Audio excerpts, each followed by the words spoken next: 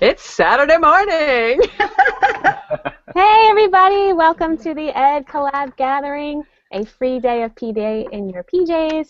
This is workshop number 1, and if you're here, you are in for a treat. We have an amazing group ready to talk to you today.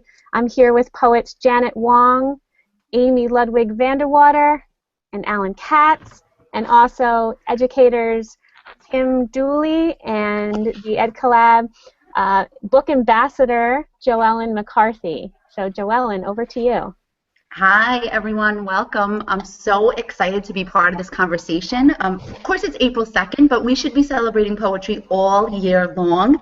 And my very established, wonderful authors and educator friends who have been sharing this message forever and ever are here to really add to that conversation and help spread a love and joy of poetry. So I thought maybe we could get started by sharing a book as someone who is very nerdy and likes to read books. And if I was mentioning earlier that my bookshelf is under construction right now, so I have books all over my table, and many of these authors, I just tweeted out a Padlet, their resources are on there as well. So we're going to talk about great ideas and resources and start with a read aloud. This is a new favorite book. It's called Daniel Finds a Poem by Misha Archer, and I know copyright Chris would have a fit if I read the whole thing, so I just want to share with you one of the reasons that we all agree we love this book and thought it was a great start. It reminds us very much of Mem Fox's Wilfred Gordon MacDonald Partridge when he goes out and seeks the question or the answer to the question, what is a memory? And in this poetry book, this young child walks through the park on the day of a poetry reading, and he asks all of the animals in the park, what does poetry mean to you? So he gets different answers and different responses, and it really illustrates the possibilities with poetry, how poetry can be so many things. And I thought I'd like to ask, as we go through and we think about today, what does poetry mean to some of our guests, authors, and educators? So how about, Alan, if we start with you, what is poetry to you? Well, thank you. I tried to be pithy and come up with an answer to something like that, and I can't. I just have nothing. No, I do. The thought that you can take ordinary words and rearrange them and combine them in extraordinary ways, in extraordinary powerful ways, I think that's poetry. And because I like to be funny, I'm going to fix that to add, take unfunny words and combine them in hilarious ways. So I think the other experts and guest panelists today probably know a lot more than I do, but that's what it is to me. Well, we're all here to learn. So exciting. How about Amy? Well, I'm taking words from somebody else. Carl Sandburg once wrote, poetry is the synthesis of hyacinths and biscuits. And I love how that sounds.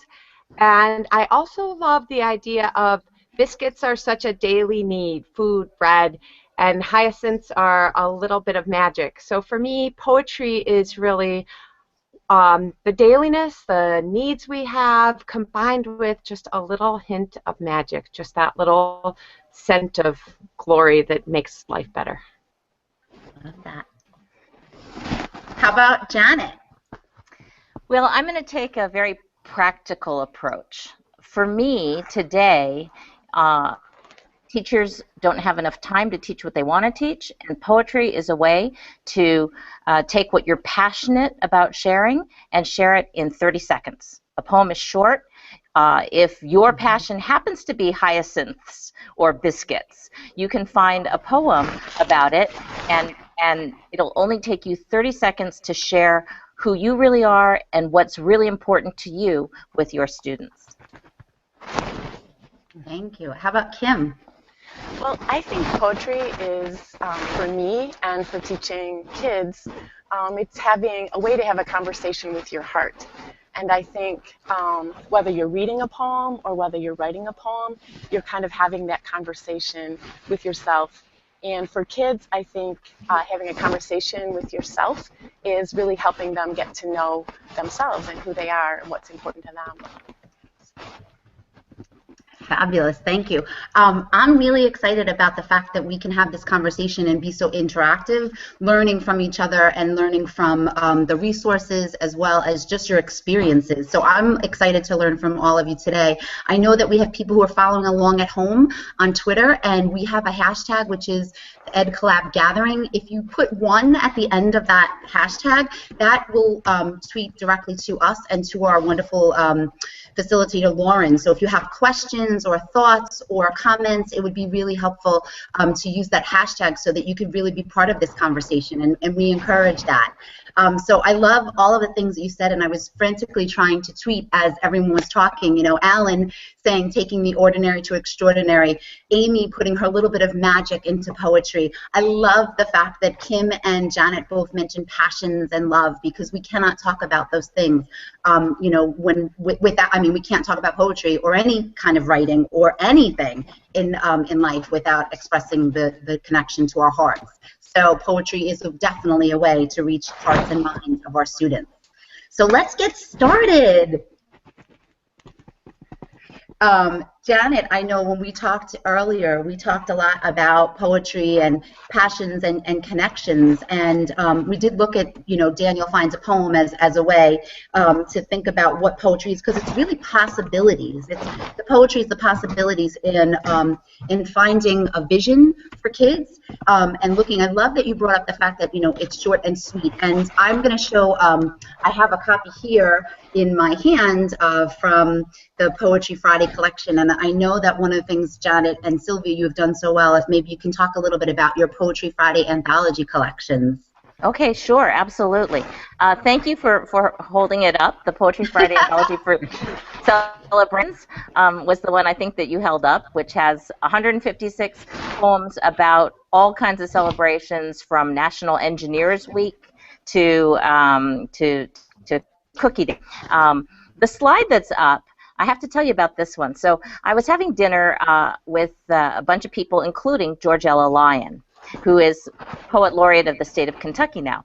And I told Georgella that for me, one of the things that I'm really focusing on right now is pushing poetry and different content areas. So I hear too many teachers say, I don't have time for poetry. And what I want to say is, well, you know what?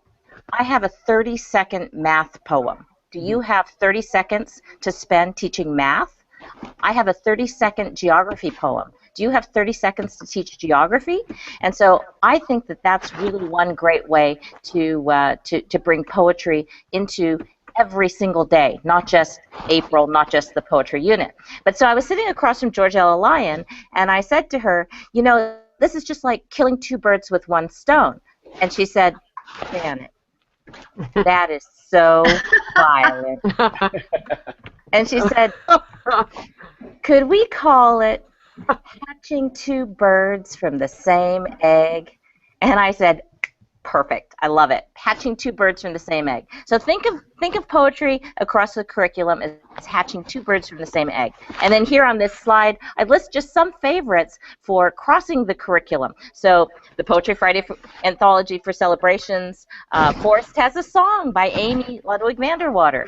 Poetry and Science, which is our pretty new, just came out in December. Pretty new student edition that goes to the Poetry Friday Anthology for Science, the teacher edition.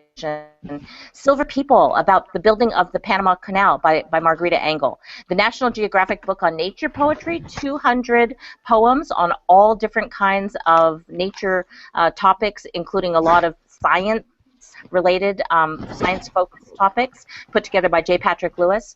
Twist yoga poems. If you want to do yoga during PE, you could use one of my poems from that book. The Tree That Time Built, an excellent science anthology by Marianne Hoberman. When the Sun Shines on Antarctica by Irene Latham. Brilliant pairing of poetry and nonfiction prose pieces with science nuggets. And Voices from the March on Washington by Georgella Lyon and J. Patrick Lewis.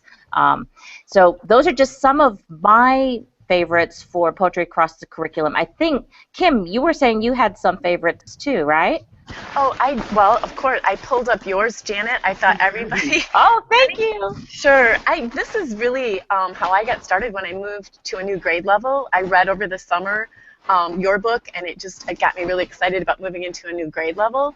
And that is how I discovered the Poem Farm and Amy, was through your book. So I think anyone that's looking for a great resource to start using poetry, I would totally recommend this. Another one that I've used just to get kids started looking closely and writing a little more deeply about what they see and kind of looking at things outside with new eyes is Helen Frost's book, Step Gently Out. And spring is a perfect time to take a poetry walk and have kids kind of just take notes about what they see outside and come back in and write. So these are a couple that I would recommend to get kids started.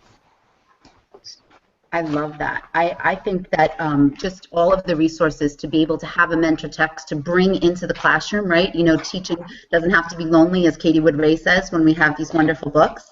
And you guys have given us such great resources. I know in looking at some of Alan Katz's poetry, it leaves kids laughing out loud. And in working with you know, other authors and teachers, and in my work, it's important to find something that will tap into the interest and, as Janet said, the passions. And for some of our students, that humor, that approach through humor is a great entry point for our kids. So kind of giving them the bridge to see, you know, going from Michelle Silverstein and Alan Katz, and then building on their understanding about the beautiful language and the possibilities, whether we're going across the curriculum and hatching two birds, right, as Janet said.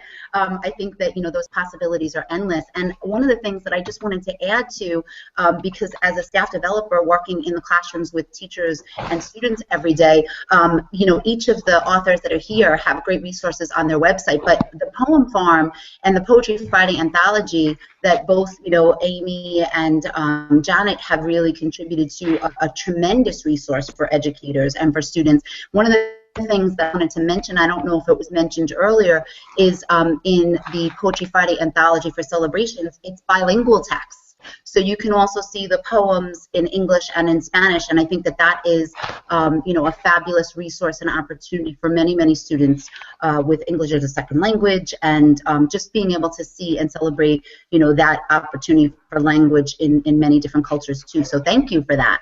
Oh, thank you. Thank you. Yeah. Absolutely. And Joellen, if I may, this isn't known really well, but My New Everyday Birds also has a bilingual edition, which is, I guess, only available through Scholastic, the book club. So it's a book that I wrote, but I don't know how to read.